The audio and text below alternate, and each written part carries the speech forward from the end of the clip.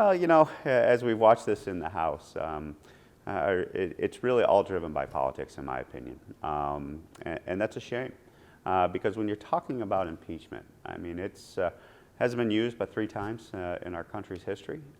It is a tool that was designed to be the tool of last resort, to be really the nuclear option, if you would.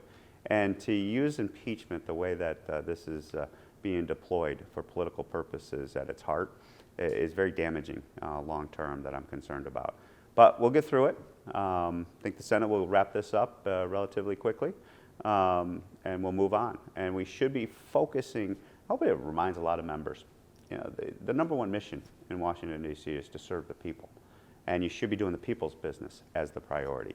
And I can tell you what I hear from people across the district and across the state and across the country is that impeachment doesn't positively impact their day-to-day lives.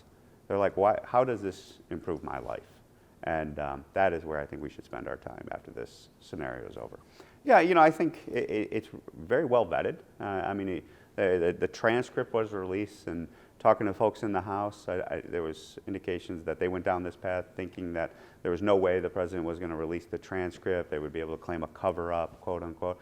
But all the information's out there. The basis of the claim is well vetted in regards to what they're claiming he did and what the defense is saying, that there was a legitimate government function of investigating corruption and to make sure that taxpayer dollars didn't go to a corrupt entity in the Ukraine or to the corruption of Ukraine itself. And so when you have a legitimate government function like that, and you don't have that smoking gun evidence where there's no legitimate role of the president in this transaction, I think the history of prior impeachments kind of influenced me greatly on this. When I looked at the Nixon case, when I looked at the Clinton case, at least in those cases when they were pursuing impeachment, you got a president who was involved in the breaking in of a building.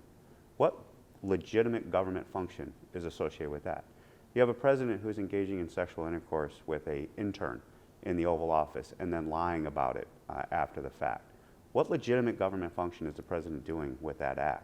Here, when they pursued this, I think it got away from them, and now the problem is the country has to deal with the outcome of this. Because of the corruption that is out there, it's well known that Ukraine and other entities within Ukraine, Burisma, other corporations, corruption was widely throughout that country, and that's where the taxpayer dollars were going. And I understand the independent IG's report about technically should it been cleared and gone to the Ukraine and things like that, but for the president to ask the question, I don't oppose that.